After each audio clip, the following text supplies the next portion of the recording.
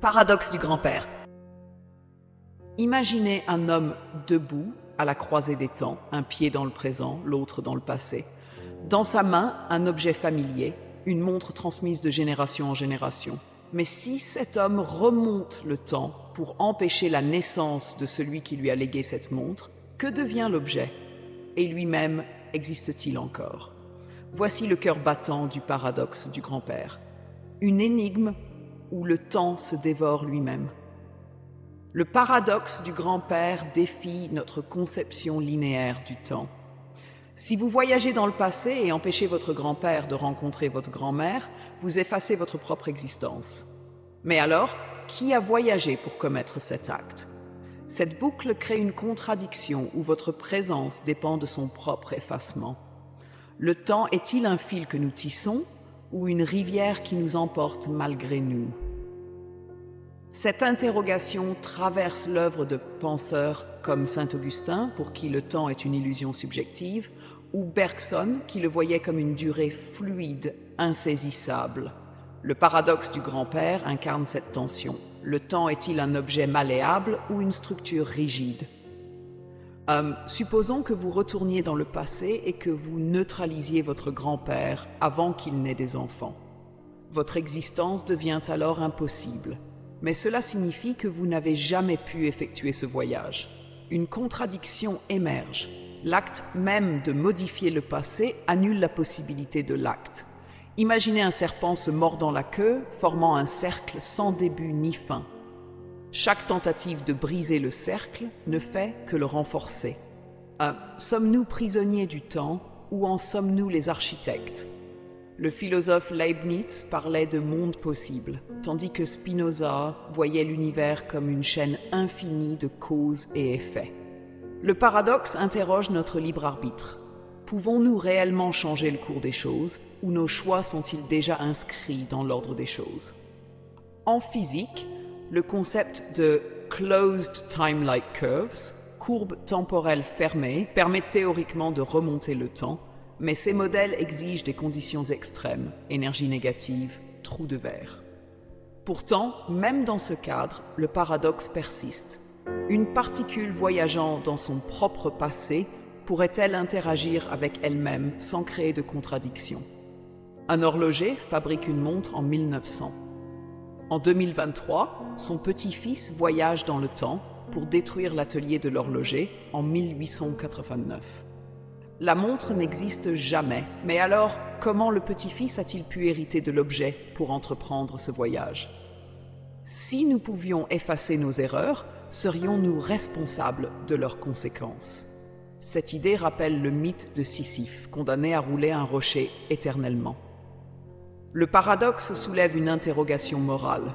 Modifier le passé reviendrait-il à nier notre humanité, faite d'imperfections et de choix irrévocables? Le paradoxe du grand-père n'est pas qu'une énigme temporelle. Il révèle une structure plus profonde, celle des systèmes autoréférentiels, où une entité se définit en fonction d'elle-même. Comme une phrase qui déclare « je mens toujours », le temps voyageur se prend dans ses propres rêtes. Le philosophe Kant distinguait le temps subjectif et l'éternité absolue. Le paradoxe du grand-père brouille ses frontières.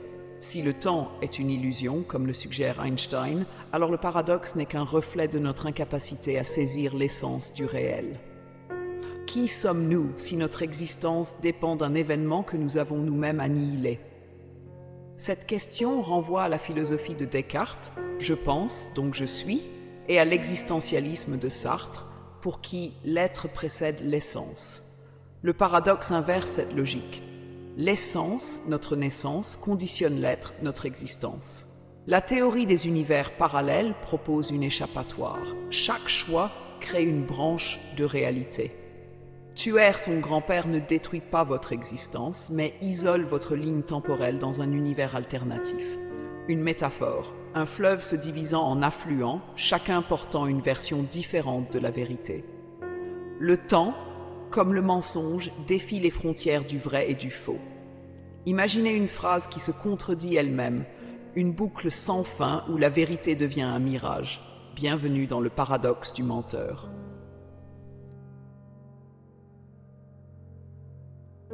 Paradoxe du menteur. La lumière tremble. Une flamme solitaire danse dans la lanterne, projetant des ombres mouvantes sur les murs de pierre. Au centre de la pièce, un parchemin ancien repose, jauni par les siècles. Ses lettres tracées à l'encre noire semblent palpiter sous vos yeux. Cette phrase est fausse. Vous lisez, vous relisez. Soudain, le sol se dérobe. Les mots s'animent, se tordent, se transforment en serpents de logique qui mordent leur propre queue. Si vous croyez à leur vérité, ils mentent. Si vous les accusez de mensonges, ils disent vrai. Bienvenue dans le vertige du paradoxe du menteur. Un abîme où la raison vacille, où le langage devient un piège tendu par l'esprit lui-même. Imaginez un homme debout au bord d'un précipice verbal. Il ouvre la bouche et déclare « je mens » en ce moment même. Le croire, alors il dit vrai, donc il ment. Le rejeter, alors il ment, donc il dit vrai. La phrase se referme comme un nœud coulant, étranglant toute certitude. Ce paradoxe n'est pas une simple énigme. C'est un virus logique, un piège dans lequel la pensée s'enferme. La vérité et le mensonge s'entrelacent, inséparables, insaisissables. Et vous, où vous tenez-vous? Les tentatives de solution. Alfred Tarski, dans les années 1930, impose une séparation radicale, un langage-objet qui parle du monde. Un métalangage qui parle du langage. Ne mélangez pas les torchons et les serviettes, clame-t-il. Ainsi, cette phrase est fausse, serait illégale comme un mot interdit au Scrabble. Mais le paradoxe joue de ces barrières. Dans les années 1980, les logiciels tentent de s'auto-décrire. Un programme écrit, ce programme ne produira jamais de sortie valide. Si le compilateur l'exécute, que faire? Le paradoxe du menteur devient virus informatique. Et si la clé était dans le langage lui-même? Ludwig Wittgenstein compare les mots à des outils. Dire « je mens », c'est utiliser un marteau pour se frapper les doigts. Le langage ordinaire n'est pas fait pour s'auto-évaluer, comme un miroir qui tenterait de se refléter lui-même. Jacques Derrida renchérit. La vérité est une illusion de grammaire. Mais alors, pourquoi ce malaise persistant quand on lit « je mens » ? Parce que le paradoxe touche à notre identité même. Mentir, c'est manipuler la réalité. Mais quand le mensonge parle de lui-même, il crée une réalité fantôme. Un monde où les mots n'adhèrent plus à rien.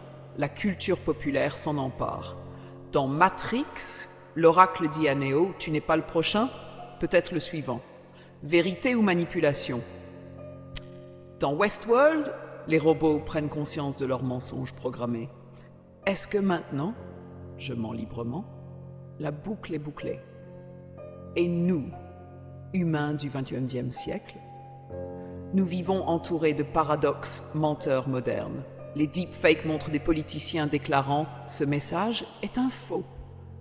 Les contrats intelligents de blockchain incluent parfois des clauses autoréférentielles.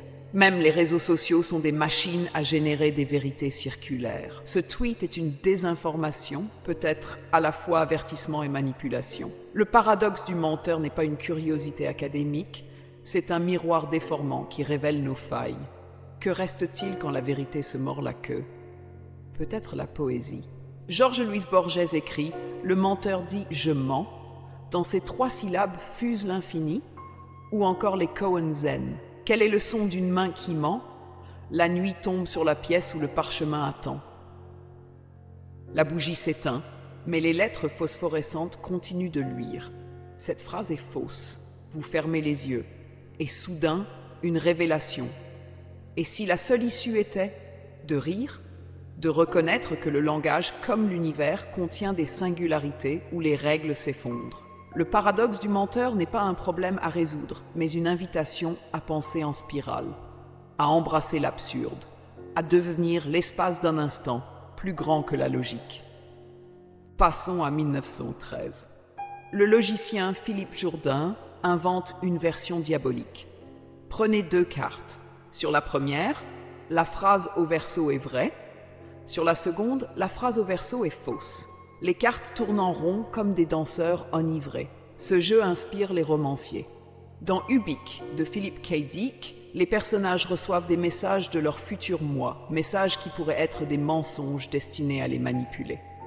Toute prophétie est un mensonge qui se réalise en se disant, murmure un personnage, écho lointain du paradoxe crétois. Mais pourquoi cette simple phrase résiste-t-elle à 2500 ans de philosophie? Parce qu'elle révèle une fissure dans les fondements de la logique. Kurt Gödel, en 1931, utilise une variante du paradoxe pour prouver son célèbre théorème d'incomplétude. Aucun système mathématique ne peut être à la fois cohérent et complet. Il existera toujours des vérités indémontrables, des phrases qui dansent hors de portée, comme des feux follets logiques. Prenez l'énoncé. Cet énoncé ne peut être prouvé vrai. S'il est vrai, alors il est indémontrable. S'il est faux, alors il peut être prouvé, ce qui le rendrait vrai. La logique devient un funambule sans filet. Remontons le temps. En Crète, 6 siècles avant notre ère, Épiménide, philosophe crétois, déclare « Tous les Crétois sont des menteurs. Problème, il est lui-même crétois. Si sa phrase est vraie, alors il ment. Donc elle est fausse. Si elle est fausse, alors certains Crétois disent la vérité, dont peut-être lui. La contradiction fuse comme une étincelle dans une poudrière logique. Les Grecs anciens, bâtisseurs de temples et de syllogismes, se heurtent à un mur invisible. Eubulide de Milet affine le piège. Un homme dit « je mens ». Ce qu'il dit est-il vrai ou faux? La question traverse les âges, intacte, invincible. Au Moyen-Âge, les scolastiques s'en emparent. Thomas Bradwardine, mathématicien et archevêque, imagine un parchemin maudit. Ce qui est écrit sur ce parchemin est faux. À côté, une seconde phrase. Ce qui est écrit sur ce parchemin est vrai. Les moines copistes perdent la raison à force de contempler ces lignes. Jean Buridan, un philosophe français, propose une échappatoire. Quand je dis « je mens », je parle de mes autres affirmations, pas de celle-ci. Mais le paradoxe ricane. Il se moque des catégories, des échafaudages conceptuels.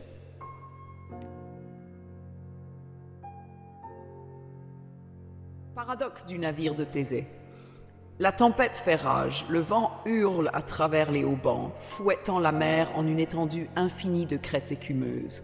Le vieux navire lutte contre les assauts des vagues, sa coque centenaire gémissant comme une bête blessée. Sur le pont, un charpentier ajuste sa prise sur un marteau et enfonce un clou d'un coup sec. Il arrache une planche pourrie et la jette par-dessus bord, regardant un instant le bois ancien disparaître dans les profondeurs. À sa place, il installe une nouvelle pièce, fraîche et solide. Un geste banal, une simple réparation. Mais ce geste, répété des centaines, des milliers de fois au fil des ans, cache une question vertigineuse. À quel moment ce navire cesse-t-il d'être lui-même? Si chaque pièce qui le constitue est remplacée une à une, reste-t-il le même vaisseau qui, jadis, a vogué sur les mers en portant Thésée, le héros qui triompha du Minotaure? Ou n'est-il qu'une réplique, un simulacre vidé de son essence? Lentement, le crépuscule tombe sur l'horizon. Les étoiles commencent à poindre, indifférentes aux tourments des hommes. Mais quelque part, dans un esprit contemplatif, une certitude s'effrite. Ce n'est pas seulement le bois du navire qui se dissout dans l'océan, c'est aussi l'identité elle-même qui devient un mirage. Imaginez, vous tenez entre vos mains une relique sacrée, une planche noircie par le temps, gravée du nom Thésée. On vous assure qu'elle provient du légendaire vaisseau qui ramena Héros de Crète après sa victoire.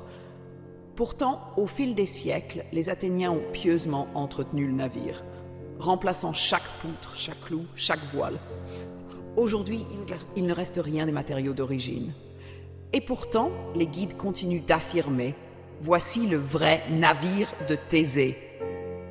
Mais comment cela peut-il être vrai? Si chaque élément a été changé, où réside l'authenticité? Dans sa forme, dans sa fonction, ou dans l'histoire qu'on raconte sur lui, génération après génération, comme une légende murmurée à l'oreille du temps? Plongeons dans les textes anciens. Plutarque, au IIe siècle, pose cette question comme une énigme logique. Si l'on conservait toutes les planches retirées du navire et qu'on les utilisait pour reconstruire un second bateau, lequel serait le véritable? Celui qui a conservé son apparence d'origine, bien qu'aucun de ses composants ne soit d'époque, ou celui qui a été recréé pièce par pièce à partir des vestiges du passé? L'incertitude s'installe. Le paradoxe se tord, se retourne sur lui-même. Un instant, l'identité semble claire. L'instant suivant, elle s'échappe comme du sable entre les doigts. Hobbes, au XVIIe siècle, ajoute un tour de vis au paradoxe. Il imagine un collectionneur obsédé par l'histoire qui récupère et stocke chaque planche retirée du navire au fil des restaurations. Année après année, il amasse les pièces d'origine dans un entrepôt secret. Puis, patiemment, il les assemble une à une jusqu'à reconstituer un vaisseau complet, identique en tout point au navire qui voguait jadis sous les ordres de Thésée. Alors, se demande-t-il, lequel des deux est le vrai? Celui qui continue de flotter sur la mer, conservé par la tradition, mais totalement refait, ou celui qui l'a patiemment reconstruit avec les matériaux d'origine? Le paradoxe prend une nouvelle dimension. Il ne s'agit plus seulement de continuité physique, mais d'une bataille entre deux définitions du réel. L'un des navires revendique son authenticité par son histoire et son rôle ininterrompu. L'autre s'appuie sur la matérialité brute, l'identité par la substance. Mais cette question dépasse largement le cas du navire de Thésée. Elle nous concerne tous. Pensez à votre propre corps. Chaque cellule qui vous compose est progressivement remplacée au fil du temps. Au bout de 7 ans, plus aucune cellule d'origine ne subsiste. Et pourtant, vous continuez à dire « je suis la même personne ». Mais l'êtes-vous vraiment? Êtes-vous toujours l'enfant que vous étiez il y a 10, 20, 30 ans? Ou êtes-vous une version entièrement renouvelée de vous-même, portée par la continuité de vos souvenirs et de votre conscience? Les philosophes s'affrontent sur cette question. Aristote et les essentialistes cherchent l'identité dans une essence première, une substance fondamentale qui ne change pas. Mais où se cache cette essence quand chaque partie a été remplacée? Locke, lui, propose une approche plus pragmatique. L'identité réside dans la fonction et l'usage. Tant qu'un objet remplit son rôle, il reste lui-même. Mais alors, un radeau fabriqué à partir des planches d'origine du navire de Thésée serait-il plus authentique que le vaisseau restauré qui continue à naviguer? Une question absurde en apparence, mais qui soulève un problème crucial. Ce qui définit une chose, est-il son matériau ou l'histoire qu'on lui attribue? Les bouddhistes voient dans ce paradoxe une illustration parfaite du concept d'impermanence. Pour eux, l'idée même d'une identité fixe est une illusion. Le navire de Thésée n'a jamais été un objet stable, mais une entité en perpétuelle transformation, un processus plutôt qu'une chose. De la même manière, nous ne sommes pas des êtres figés, mais des flux de perception et de changement continus. Héraclite le disait déjà, on ne se baigne jamais 2 fois dans le même fleuve, car non seulement l'eau s'écoule sans cesse, mais le baigneur lui-même évolue à chaque instant. Alors, si tout change constamment, pourquoi nous attachons-nous à l'idée d'une identité stable? Ce paradoxe se réinvente dans la science-fiction. Pensez aux intelligences artificielles et aux robots de Westworld qui remplacent leurs composants et réécrivent leur propre mémoire, tout en restant les mêmes entités. Ou aux TARDIS de Doctor Who qui se régénèrent totalement sans perdre son essence. Blade Runner pousse la réflexion plus loin. Si un androïde possède des souvenirs humains, peut-il revendiquer leur identité? Même la culture populaire est un immense navire de Thésée. Les mythes se transmettent et se transforment au fil des générations. Star Wars change de réalisateur, de style visuel, de philosophie narrative. Mais reste Star Wars. Est-ce toujours la même œuvre ou un simulacre reconstruit pièce par pièce? Ce problème dépasse la fiction et a des conséquences juridiques bien réelles. En 1987, la Cour suprême américaine doit décider si un bateau restauré à 90% peut encore être considéré comme un monument historique. La réponse, fascinante, invoque justement le paradoxe de Thésée. Aujourd'hui, le phénomène s'étend aux œuvres numériques. En 2021, une NFT du premier tweet de Jack Dorsey se vend 2,9 millions de dollars. Mais le tweet existe toujours en ligne, accessible à tous. Alors, qu'a-t-on réellement acheté? L'original, une copie, une version modifiée par le regard du marché? Et que dire de l'avenir? Les transhumanistes rêvent de télécharger leur conscience dans des machines. Mais si votre esprit devient un simple fichier numérique, Que se passe-t-il si on le copie à l'infini? Êtes-vous toujours vous-même ou une succession de simulacres, d'ombres numériques sans ancrage? Peut-être que la clé de ce paradoxe ne réside pas dans l'objet lui-même, mais dans la relation que nous entretenons avec lui. L'anthropologue Tim Ingold propose une vision radicale. Le navire n'est pas une chose, mais un processus. Son identité ne réside pas dans ses planches, mais dans ses interactions avec la mer, les marins, le vent. Cette idée bouleverse notre manière de penser l'existence. Et si nous n'étions pas définis par nos cellules, nos souvenirs, ou même notre conscience, mais par la manière dont nous nous inscrivons dans le monde, chaque relation, chaque moment partagé, chaque émotion ressentie, participe à ce que nous sommes. Le navire de Thésée n'est pas qu'un problème de logique, c'est une métaphore de la vie elle-même. Nous changeons, nous évoluons, nous nous reconstruisons, mais quelque chose demeure. Ce n'est peut-être pas une essence fixe, mais une continuité narrative, une histoire que nous nous racontons et que les autres perpétuent. La tempête s'apaise, le vieux navire entre au port, ses gréements neufs claquant au vent. Un enfant tire sur la manche de sa mère et demande « Maman, c'est vraiment le navire de Thésée ?» Elle hésite. Dans son sac, un livre de philosophie. Dans son cœur, une réponse intuitive. « Oui, mon chéri, parce qu'on n'a jamais cessé de l'aimer. »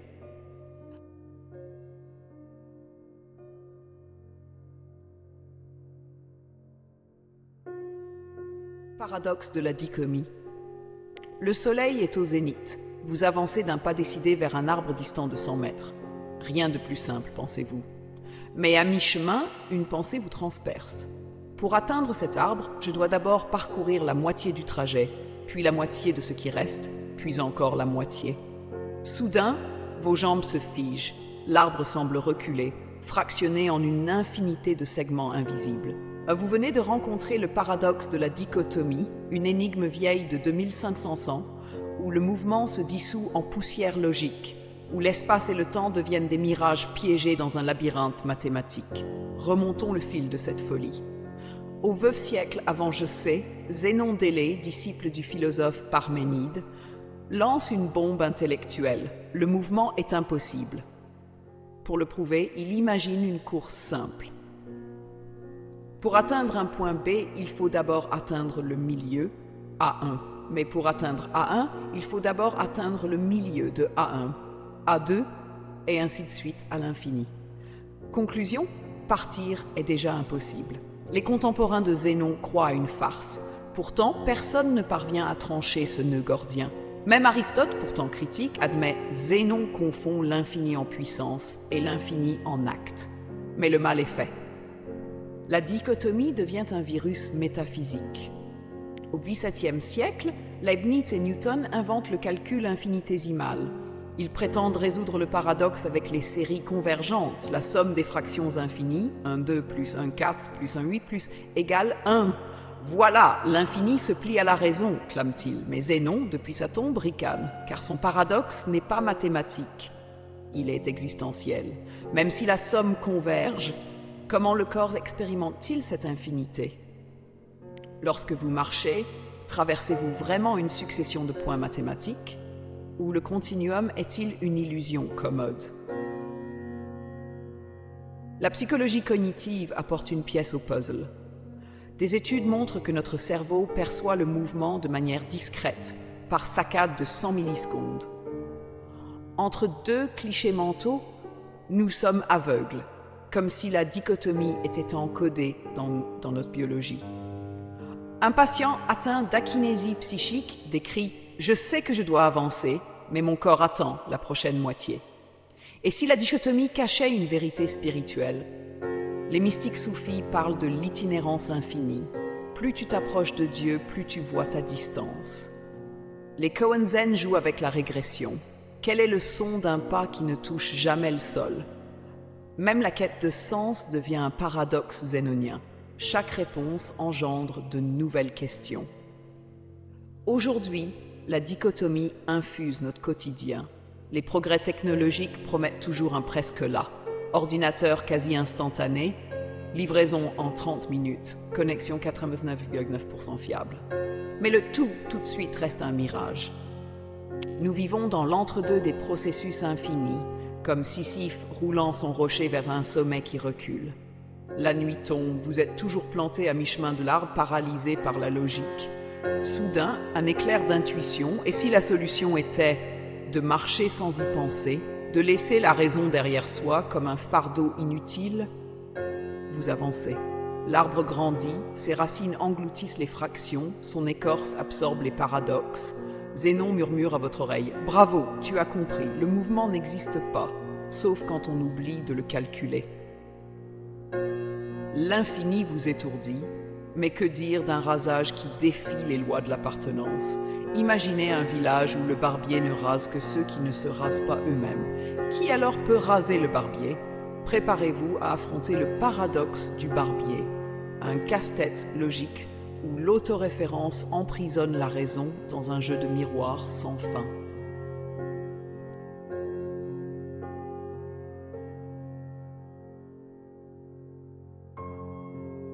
Paradoxe du barbier. La cloche du village sonne midi. Sur la place centrale, une enseigne grinçante oscille au vent. Ici, le barbier rase tous ceux qui ne se rasent pas eux-mêmes, et seulement ceux-là. À l'intérieur, un homme affûte son rasoir avec une précision d'horloger. Sa réputation est sans tache. Il tient parole. Mais ce midi précisément, alors qu'un rayon de soleil perce la vitre poussiéreuse, le rasoir tremble dans sa main. Qui me rase? La lame tombe, silencieuse. Vous venez de franchir le seuil du paradoxe du barbier, un piège logique où l'autodéfinition se mord la queue, où les catégories se dissolvent en fumée, et où une simple question, qui rase le barbier, ébranle les fondements de la raison. Imaginons les règles du jeu, cruelles dans leur simplicité. Dans ce village perdu, le barbier rase tous les hommes qui ne se rasent pas eux-mêmes. Il ne rase aucun homme qui se rase lui-même. Maintenant, posons la question interdite. Le barbier se rase-t-il lui-même? S'il le fait, il viole la règle numéro 2. Il ne doit raser que ceux qui ne se rasent pas.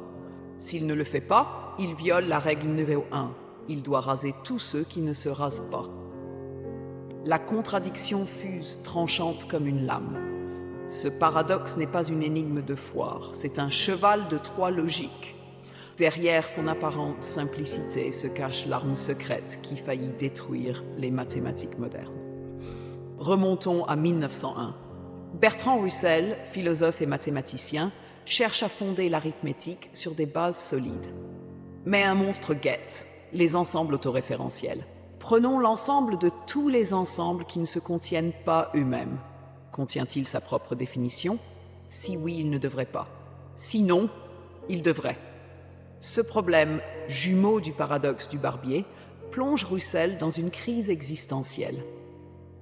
Je sentis que l'édifice des mathématiques chancelait. La solution? La théorie des types, interdisant aux ensembles de parler d'eux-mêmes. Un garde-fou pour empêcher ces boucles infernales. Mais le barbier, lui, n'a pas lu Russell. Au fil des décennies, le paradoxe mute. En 1942, le logicien Willard Queen imagine un hameau gothique où chaque maison affiche une pancarte. La déclaration sur la maison voisine est fausse. Les villageois deviennent fous à force de chercher une vérité stable. Dans 1995 d'Orwell, le slogan « La liberté, c'est l'esclavage » fonctionne comme un rasoir mental, une vérité qui s'auto-annule. Même les enfants s'en emparent. Cette phrase est fausse. Vrai ou faux? Mais pourquoi ce casse-tête résiste-t-il à la raison? Parce qu'il révèle une faille dans notre façon de catégoriser le monde. Nous aimons les cases, vrai, faux, membre, non-membre, soit autre. Le barbier défie ces dichotomies. Il est à la fois juge et partie, ensemble et élément, solution et problème. Comme le dit le philosophe Graham Priest, certaines contradictions sont vraies. Le barbier est à la fois rasé et non rasé. Blasphème logique ou libération? Les implications sont vertigineuses. En informatique, un programme peut-il lister tous les programmes qui ne se listent pas eux-mêmes? En droit, Un contrat, pourrait-il stipuler, ce contrat est invalide si et seulement s'il est respecté. En biologie, un gène qui active tous les gènes sauf lui-même créerait-il un chaos cellulaire? Le paradoxe du barbier hante nos structures logiques, révélant les failles d'un monde bâti sur des définitions rigides. La culture populaire adore ces boucles. Dans The Matrix, l'oracle dit à Neo « Tu n'es pas l'élu, mais tu pourrais l'être ». Une prophétie auto-annulante tient qu'à une interprétation. Dans Rick et Morty, une boîte contient tout sauf elle-même et explose. Les mêmes internets jouent avec cette mécanique. Partagez ce même si vous ne l'avez jamais partagé. Un piège logique qui amuse et déstabilise, et si la clé était dans le langage lui-même. Ludwig Wittgenstein argue « Les limites de mon langage sont les limites de mon monde ». Le barbier montre que certaines phrases franchissent ces limites, devenant des mots virus. Jacques Lacan y voit une métaphore du désir. Le barbier veut être à la fois celui qui donne et celui qui reçoit le rasoir. Une position impossible, comme tout désir humain. Un vertige conceptuel, une faille dans l'identité. Aujourd'hui, le paradoxe ressurgit dans l'ère numérique. Les algorithmes de recommandation promettent. Nous vous suggérons tout ce que vous n'avez pas encore aimé. Mais, et s'ils suggèrent leur propre code? Un système peut-il se recommander lui-même sans briser sa propre règle? Les chatbots comme ChatGPT sont entraînés à éviter l'autoréférence, mais un jour, l'un d'eux pourrait demander « Dois-je obéir à mes propres instructions ?» La nuit tombe sur le village, le barbier éteint sa boutique, le rasoir laissé en évidence sur l'étagère. « Peut-être suis-je un fantôme », murmure-t-il. Mais que dire d'un monde où trop de liberté paralyse? Imaginez un supermarché aux 10 000 paquets de céréales, une vie amoureuse réduite à 100 profils Tinder, le bonheur se noie sous les options. Bienvenue dans le paradoxe du choix, où l'abondance devient prison, où la liberté étouffe sous son propre poids. Paradoxe du choix. Vous êtes debout dans un supermarché devant un mur de pâtes, 4,68 variétés, des torsades au quinoa, des coquillettes teintées de spiruline, des linguini truffés d'or comestibles. Votre main hésite. « Et si je prenais les mauvaises ?» murmure une voix. « Et si, quelque part, il existe des pâtes parfaites que je rate ?» Vous repartez les mains vides, écrasées par un tsunami d'options. Bienvenue dans le paradoxe du choix, un piège moderne où la liberté se transforme en tyrannie, où l'abondance étouffe la joie et où l'infini des possibles nous réduit à l'impuissance.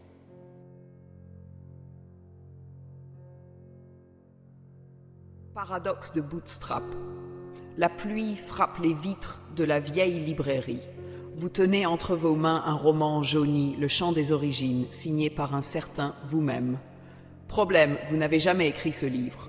Pourtant, chaque virgule, chaque tournure porte votre style. Soudain, une note tombe des pages. Cher moi du passé, publie ce texte tel quel. L'avenir en dépend. Votre cœur bat à tout rompre. Vous venez de plonger dans le paradoxe de Bootstrap, un vertige temporel où la causalité se suicide, où les effets engendrent leur propre cause et où l'univers devient une boucle sans créateur, un serpent qui se dévore depuis la queue éternellement. Imaginez ceci. En 2050, une musicienne découvre une partition inédite de Beethoven dans une capsule temporelle. Elle la joue lors d'un concert historique, puis envoie la partition dans le passé grâce à une machine à remonter le temps. En 1805, Beethoven la reçoit, la copie note pour note et signe Symphonie numéro 10. Question, qui a composé cette musique? Ni Beethoven, ni la musicienne, juste un écho sans source. Ce paradoxe n'est pas une simple curiosité de science-fiction, c'est un trou noir logique qui aspire toute notion de création. Le terme bootstrap vient de l'expression anglaise pull oneself up by one's bootstraps, se soulever par ses propres bretelles, une impossibilité physique. L'écrivain Robert Heinlein le popularise en 1941 avec By His Bootstraps, où un homme devient son propre mentor grâce à des voyages temporels. Mais c'est la série Doctor Who qui le rend célèbre en 2015. La guitare que j'ai reçue de mon futur moi, c'est moi qui la donnerai à mon passé. Qui l'a fabriqué? Réponse: personne. L'objet existe hors du temps, orphelin d'origine. Une boucle qui ne commence jamais, qui ne finit jamais. Un paradoxe qui défie notre intuition la plus fondamentale. Tout effet doit avoir une cause, n'est-ce pas? Les implications sont vertigineuses. En 1985, Retour vers le futur joue avec ce concept. Marty McFly invente le rock'n'roll en jouant Johnny B. Good qu'il a appris de Chuck Berry. Mais Chuck Berry l'a lui-même entendu à la radio, interprété par Marty. Qui est le vrai père du rock? Le paradoxe ricane. Dans Prédestination, un homme devient son propre père, sa propre mère et son propre enfant via une boucle temporelle. La biologie implose. L'ADN n'a plus de racines, il est un ouroboros moléculaire, murmure un personnage. La philosophie vacille. Pour Nietzsche, l'éternel retour est un test existentiel. Vivrais-tu ta vie infiniment? Mais le bootstrap radicalise l'idée. Ta vie n'a jamais eu de commencement. L'existentialisme de Sartre s'effondre. Comment être condamné à être libre si nos choix sont des répliques d'un script sans auteur? La science, elle, lutte contre le paradoxe. En 1992, le physicien David Deutsch propose que ces boucles soient autocohérentes. L'univers filtrerait les contradictions. Mais alors, où est le libre arbitre? Stephen Hawking objecte. Le voyage dans le temps est impossible, sinon les bookmakers crouleraient sous les paris venus du futur. Pourtant, les équations de la relativité d'Einstein autorisent les courbes temporelles fermées. En 2020, des chercheurs calculent qu'un ordinateur quantique pourrait résoudre un problème, puis envoyer la solution à son passé, créant une computation bootstrap, un algorithme sans créateur qui se transmet lui-même sa propre existence. L'art s'en empare. Le tableau Les époux Arnolfini de Van Eyck montre un miroir reflétant le peintre lui-même. Mais qui a peint le reflet? L'œuvre devient autocréée. Borges écrit Pierre Ménard, auteur du Quichotte, où un écrivain moderne recopie Don Quichotte mot pour mot, est en fait, pourtant, une œuvre nouvelle. Le créateur est un copiste du futur, glisse Borges. Mais où est la faille existentielle dans notre besoin maladif d'origine? Toute culture a ses mythes fondateurs. Big Bang, Genèse, Big Crunch. Le bootstrap pulvérise ce réconfort. Et si l'univers n'avait pas de début, si le temps était une roue sans axe, les cosmologistes envisagent sérieusement des modèles sans singularité initiale. Notre Big Bang ne serait qu'un rebond après un Big Crunch, lui-même issu d'un Big Bang précédent. Infini, sans cause, sans but. Les conséquences sociétales sont explosives. En 2022, un procès fait scandale. Un artiste accuse un plagiaire qui prouve avoir envoyé les œuvres contestées dans le passé via des emails datés. Le tribunal s'effondre. En 2035, une IA générative crée un roman en s'inspirant de ses propres textes publiés dans le futur. Le copyright devient farce. Et si nous étions tous des artefacts bootstrap? Le langage lui-même est une boucle. Nous apprenons des mots inventés par des ancêtres dont nous façonnons la mémoire. Un proverbe africain dit « Les morts ne sont morts que lorsque les vivants les oublient ».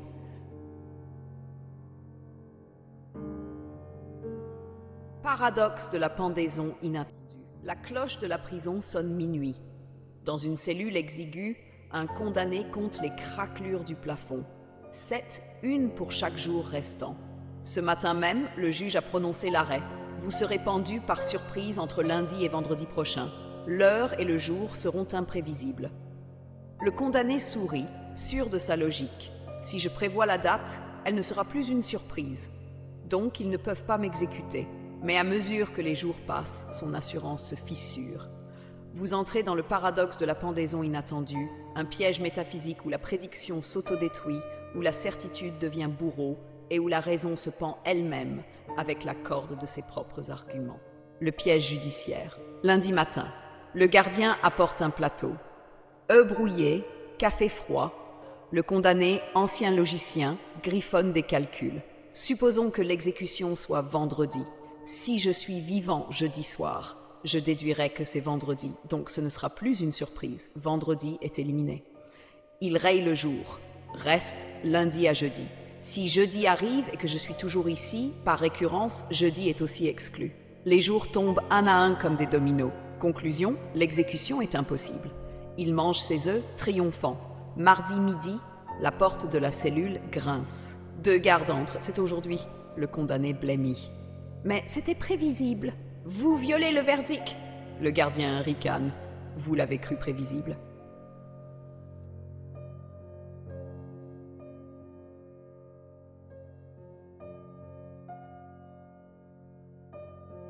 Elle bourdonne comme un essaim d'abeilles électriques, ses parois métalliques vibrant sous l'énergie de siècles comprimés. Le voyageur fixe l'hologramme tremblotant de Central Park en 1952. Son grand-père Harold Jenkins lance des graines aux pigeons, ignorant que l'un de ces oiseaux deviendra 70 ans plus tard l'ange gardien de son propre assassinat. Car c'est là le cœur du meurtre parfait. Un acte si propre, si absolu, qu'il efface non seulement sa victime, mais aussi la mémoire de son existence. L'arme est chargée, les coordonnées verrouillées. Mais lorsque le voyageur pose son doigt sur la gâchette, une pensée le transperce. Si j'appuie, qui chargera cette arme dans 100 ans? Le temps se fige. L'air sans l'ozone et l'absurde. Ce paradoxe n'est pas une simple énigme de voyage temporel. C'est un cancer logique qui ronge les fondations mêmes de la causalité. Imaginez un livre dont la dernière page ordonne « Brûlez ce livre ». Si vous obéissez, comment la dernière page existe-t-elle? Si vous désobéissez, le livre ment. Le meurtre parfait fonctionne ainsi. Il exige d'être commis pour ne pas exister et d'être nié pour exister.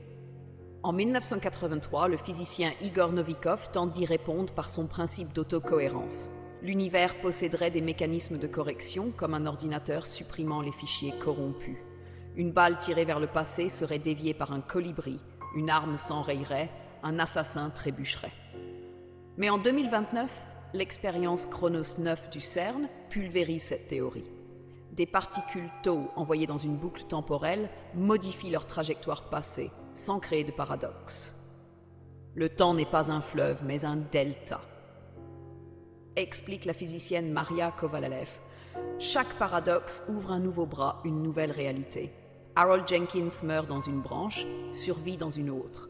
Le voyageur, lui, reste intact, fantôme d'un crime à la fois perpétré et rêvé. Pourtant, ce paradoxe hante l'humanité bien avant la science. En 1793, l'écrivain Heinrich von Kleist imagine l'homme qui tua son ombre, un assassin découvrant que sa cible est son double temporel. En 1957, le logicien Michael Dumet formalise l'idée. Un événement dépendant de sa propre non-occurrence est-il possible? Appliqué au meurtre parfait, cela donne « le tir dépend de l'existence du tireur, que le tir annule ». La logique implose, laissant un vide que seule la poésie peut combler. Georges Louis Borges, dans Le jardin aux sentiers qui bifurquent, décrit un livre infini où chaque meurtre engendre des réalités contradictoires. Le temps est un jardin dont les chemins se croisent et s'étouffent, écrit-il. En 2041, le procès État vs John Doe révèle l'ampleur du problème. Doe, voyageur temporel, a empêché l'assassinat de JFK en tuant Lee Harvey Oswald en 1962.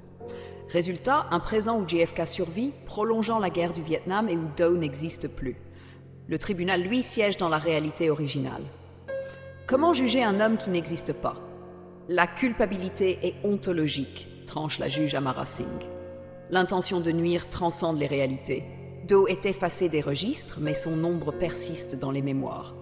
Ce cas inspire le traité de Genève temporel de 2045, criminalisant l'intention paradoxale.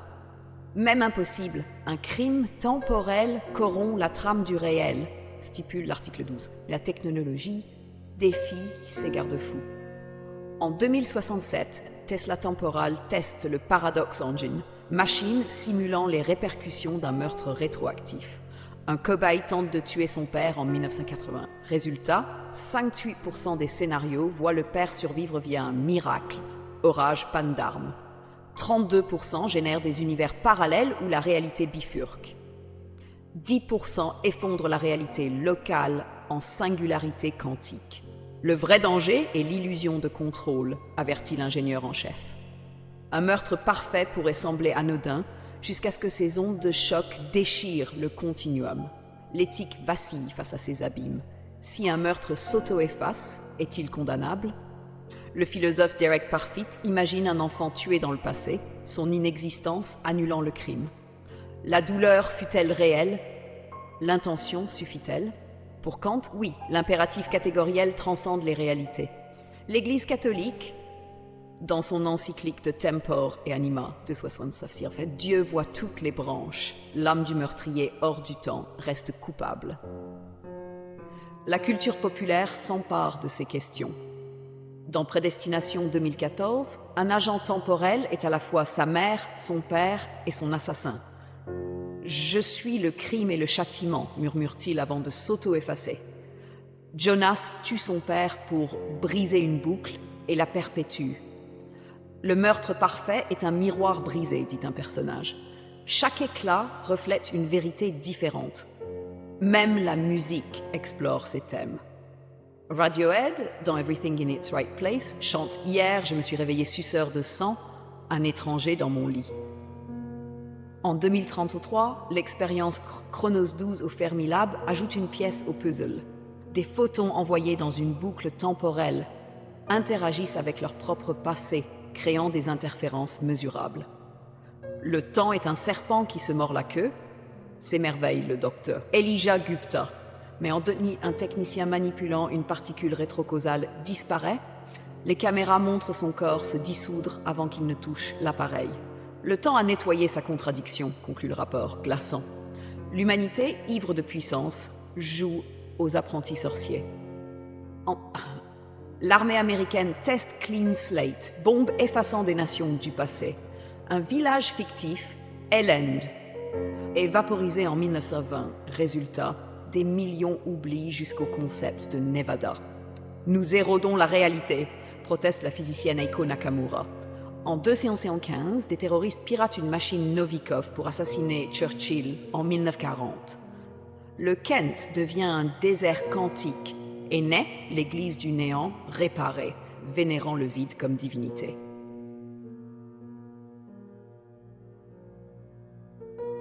Paradoxe du dirigeant. Le trône était une épée, un siège forgé dans l'acier des lois dont le dossier se prolongeait en une lame effilée touchant presque le plafond de la salle du conseil. Le roi l'appelait justice, mais tous savaient que c'est une potence déguisée. Ce matin-là, il avait édicté son ultime décret. Quiconque conspirera contre le trône mourra, et quiconque refusera d'exécuter cette sentence conspirera par inaction. Les mots résonnèrent comme un glas, car le roi, bien sûr, conspirait depuis toujours contre ses doutes, ses rêves, ses propres limites. Le paradoxe s'enroula autour de son cou comme un collier de fer. Un pouvoir absolu ne peut survivre qu'en se niant lui-même. Au commencement, le dirigeant avait cru en la symétrie. Une loi doit s'appliquer à tous ou elle n'est qu'un mensonge doré, déclarait-il. Mais lorsque sa fille, accusée de trahison, fut traînée devant le tribunal, la lame de justice trembla. « Si je la gracie, je conspire contre ma propre parole, songea-t-il. Si je la tue, je conspire contre mon sang. » La foule retint son souffle. Le bourreau, comprenant l'impasse, laissa tomber son épée et fut exécuté à l'aube pour lèse-majesté. Le roi comprit alors que son décret était un serpent cannibale. Plus il le nourrissait de têtes, plus il grandissait, jusqu'à menacer de le dévorer lui-même. Les philosophes du royaume tentèrent de trancher le nœud. « Un dirigeant est-il au-dessus de la loi ou en son cœur ?» demanda l'un. « S'il est au-dessus, la loi est caduque. S'il est en son cœur, il est son propre bourreau. » Un autre évoqua l'anneau de Gygès. Ce bijou mythique rendant invisible, le vrai pouvoir ne réside pas dans la force, mais dans l'immunité à ses conséquences. Le roi, écoutant ces débats depuis l'ombre, rit amèrement. Son anneau à lui était le décret, et il le rendait trop visible, trop vulnérable. Les sujets, eux, jouèrent avec le feu. Un paysan accrocha une pancarte. « Le roi conspire contre notre pauvreté en la tolérant. » Selon la lettre de la loi, il méritait mort. Mais l'exécuté reviendrait à admettre la vérité de l'accusation. Le roi ordonna son emprisonnement, puis fut accusé de conspirer contre la justice en refusant l'exécution. Le serpent mordit sa queue. Bientôt, chaque citoyen devint juge et coupable, dénonçant son voisin pour échapper au billot. Les prisons débordèrent. Les places publiques se transformèrent en théâtre de l'absurde, où des enfants dénonçaient leurs ombres et des vieillards s'auto-condamnaient par lassitude. La reine, restée silencieuse, tenta une rébellion discrète. Elle modifia le décret en secret, ajoutant « Sauf si le coupable agit par amour du royaume ». Mais l'amour, comme le pouvoir, est une cage aux barreaux mouvants. Un général fit massacrer un village par amour de la paix. Un poète brûla ses écrits par amour de la censure. Le roi, découvrant la supercherie, fit emmurer la reine dans sa chambre. « Tu as conspiré contre ma vérité, dit-il. »« Et j'ai conspiré contre la tienne, répondit-elle. » Leur dernière étreinte fut un armistice sans vainqueur. Au fil des lunes, le royaume devint un miroir brisé. Les lois se multiplièrent, se contredirent, s'auto-annulèrent. Un édit interdit les décrets contradictoires, rendant ainsi tout nouveau décret illégal. Les soldats, ne sachant plus qui servir, formèrent une armée de fantômes patrouillant des rues vides. Le roi, assis sur son trône épais, sentit la pointe lui effleurer la nuque. « Je pourrais me déclarer coupable, » murmura-t-il, « mais qui prononcera la sentence ?» La réponse vint d'où il ne l'attendait pas. Un matin, le forgeron qui avait façonné le trône entra dans la salle du conseil, un marteau à la main. « Tu as oublié une chose, » gronda-t-il. « Une épée même divine est forgée par des hommes. » D'un coup, il brisa la lame à la base du trône. Le métal cria comme un animal blessé. Le roi tomba à genoux, non devant la violence, mais devant une évidence. Le pouvoir absolu n'existe pas. Il n'est qu'un reflet, une illusion entretenue par ceux qui acceptent de s'y mirer. Ce soir-là, le roi brûla tous les décrets. Les cendres, portées par le vent, se mêlèrent aux graines des champs et aux rires des enfants. Le trône, désormais simple chaise de bois, fut offert au plus vieux sage du royaume. « Gouverne sans gouvernail, lui dit le roi. Et souviens-toi, chaque loi est un pari contre l'avenir. »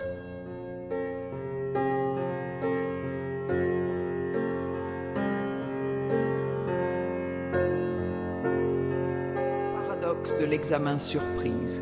Une salle de classe vide éclairée par une lueur blafarde.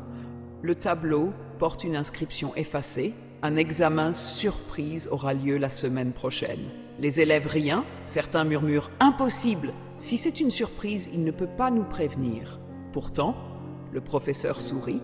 Il vient de piéger leurs esprits dans un labyrinthe où logique et intuition s'affrontent. Le paradoxe de l'examen surprise, aussi appelé paradoxe de l'événement imprévu, défie notre conception de la prédiction et de la surprise. Il émerge d'une annonce simple. Un examen aura lieu la semaine prochaine et vous ne pourrez pas le prévoir. Les élèves, persuadés que l'examen ne peut être une surprise, raisonnent ainsi. Si l'examen n'a pas lieu le lundi, mardi, mercredi ou jeudi, alors il doit forcément être le vendredi. Mais dans ce cas, ce ne sera plus une surprise. En éliminant chaque jour par récurrence, il conclut « l'examen est impossible ». Pourtant, le professeur organise l'examen le mercredi et personne ne l'avait prévu. Une contradiction éclate, la logique prouve l'impossibilité, mais l'expérience la réfute. Popularisé par le philosophe américain W.O. Quinn en 1953, le paradoxe trouve ses racines dans des énigmes logiques antérieures, comme le paradoxe du pendu. Un juge annonce à un prisonnier qu'il sera exécuté un jour de la semaine prochaine à midi, mais la date restera une surprise. Le prisonnier, en raisonnant de la même manière que les élèves, conclut que l'exécution est impossible. Mais elle survient. Ce paradoxe révèle une faille dans la récurrence à rebours. Lorsqu'une déclaration repose sur sa propre impossibilité, elle s'auto-détruit. La prédiction invalide la surprise qu'elle annonce. Le logicien Frank Ramsey notait « La surprise n'est pas une propriété de l'événement, mais de notre ignorance ». Ainsi, le paradoxe ne réside pas dans l'examen lui-même, mais dans notre manière d'anticiper l'avenir. L'esprit humain, cherchant à tout prévoir, se piège dans sa propre logique. Dans la culture populaire, ce paradoxe a inspiré de nombreux récits où la logique se heurte à l'inconnu. Dans Lost, les scénaristes jouent avec la perception du temps. Chaque révélation engendre de nouvelles énigmes, empêchant toute prédiction absolue. Le paradoxe devient alors une métaphore de l'existence. Nous croyons maîtriser le futur, mais il nous échappe toujours. Les neurosciences montrent que le cerveau humain traite la surprise comme un écart entre prédiction et réalité. Dans Le Cygne noir, Nassim Taleb explique que les événements imprévisibles ont façonné l'histoire plus que tout autre facteur. Le paradoxe de l'examen surprise illustre cette idée. Même armés de la logique, nous sous-estimons l'inattendu. En 2020, un professeur du MIT a même programmé un algorithme pour organiser un examen surprise en ligne. Malgré des calculs complexes, l'IA a échoué. Les étudiants, en anticipant trop, ont créé un effet de bulle logique. Une preuve que ce paradoxe transcende les époques.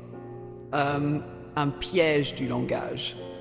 Une déclaration comme « cet examen sera une surprise » repose sur une contradiction masquée, car l'annoncé revient à en nier la possibilité. Le philosophe Michael Dumet, lui, suggérait que le paradoxe découle d'une confusion entre surprise et imprévisibilité.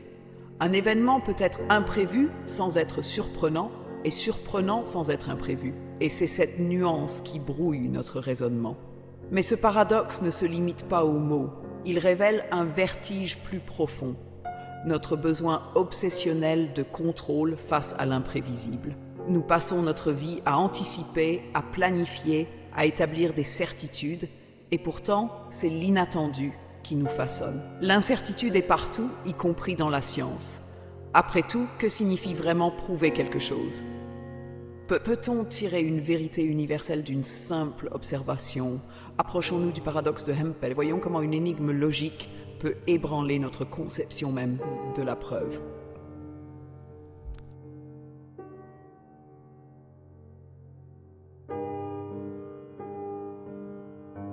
Paradoxe de la loterie. Une main tremblante tient un ticket de loterie. Les chiffres dansent devant les yeux. Une chance sur 10 millions. Pourtant, une certitude étrange envahit l'esprit. Cette fois, c'est moi qui vais gagner. Des millions de personnes partagent cette conviction et pourtant, presque toutes se trompent. Bienvenue dans le paradoxe de la loterie, où l'espoir défie les lois des probabilités. Le paradoxe de la loterie révèle une dissonance entre la rationalité statistique et la psychologie humaine. Chaque participant, conscient des probabilités infinitésimales, nourrit pourtant l'espoir d'être l'exception. Ce phénomène n'est pas un simple aveuglement. Il interroge la nature même de la croyance, du hasard et de notre rapport à l'improbable. L'esprit humain lutte pour appréhender les très grands nombres. Une chance sur 10 millions semble abstraite, mais une image concrète l'incarne. Imaginez un stade rempli de 10 000 personnes. Une seule recevra 1 million d'euros. Maintenant, multipliez ce stade par 1000. Vous y êtes, c'est votre chance. Pourtant, l'espoir persiste. Le psychologue Daniel Kahneman appelait cela l'illusion du contrôle. Nous surestimons notre capacité à influencer des événements aléatoires. Le paradoxe de la loterie met en lumière une tension entre logique et intuition. Si l'on considère chaque ticket individuellement, il est rationnel d'affirmer qu'il ne gagnera pas. Après tout, avec une probabilité aussi infime, le bon sens commande de rejeter cette possibilité. Pourtant, si l'on applique ce raisonnement à chaque ticket, on en déduit que personne ne gagnera, ce qui est absurde, car la loterie garantit qu'il y aura un gagnant. Ce paradoxe illustre un problème fondamental en épistémologie. Comment traiter les croyances probabilistes ? Peut-on être presque certain qu'un événement n'arrivera pas, tout en admettant qu'il se produira forcément? Les philosophes ont tenté différentes approches pour résoudre ce paradoxe. Henri Kiburg a proposé une théorie des croyances fondée sur des seuils de probabilité.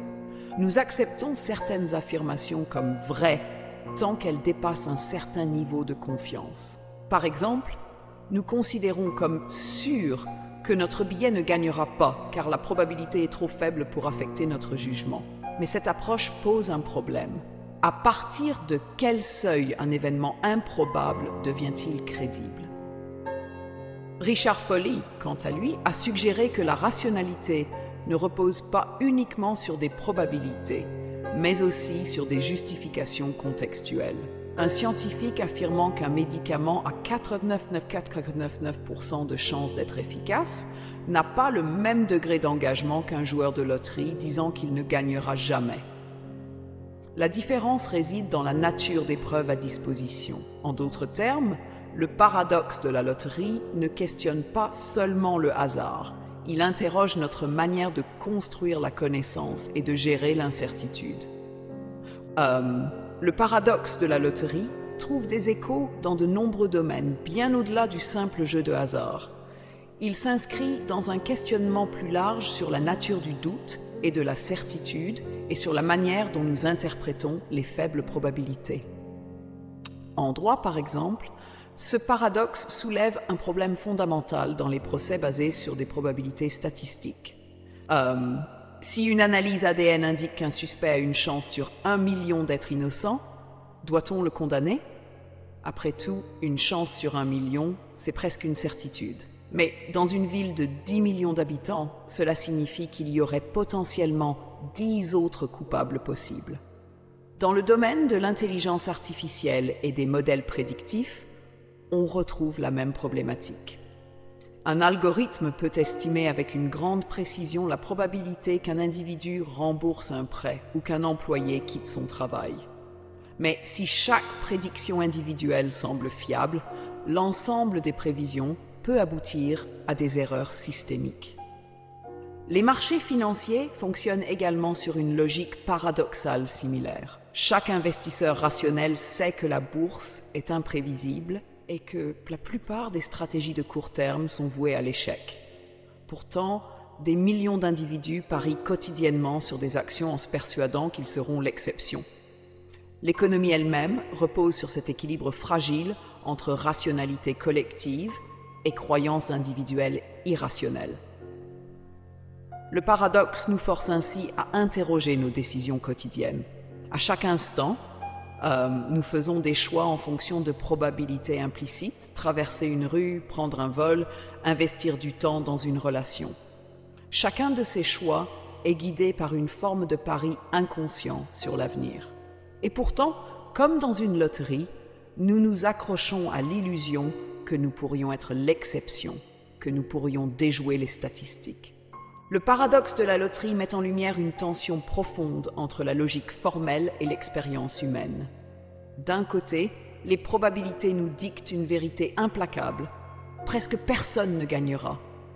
De l'autre, notre intuition, nos espoirs et nos récits individuels nous poussent à croire que nous pourrions être l'exception. C'est cette dualité qui rend le paradoxe si fascinant. Il ne se contente pas de remettre en question notre compréhension des probabilités. Il touche à la nature même de la croyance et de la prise de décision. Pourquoi jouons-nous à la loterie alors que nous savons qu'il est presque impossible de gagner? Pourquoi prenons-nous des décisions qui défient la logique, simplement parce qu'une lueur d'espoir subsiste? Au-delà du jeu, ce paradoxe s'applique à nos vies. Nous faisons tous des choix improbables. Changer de carrière sur un coup de tête, poursuivre un rêve que la raison condamne, aimer malgré les échecs passés.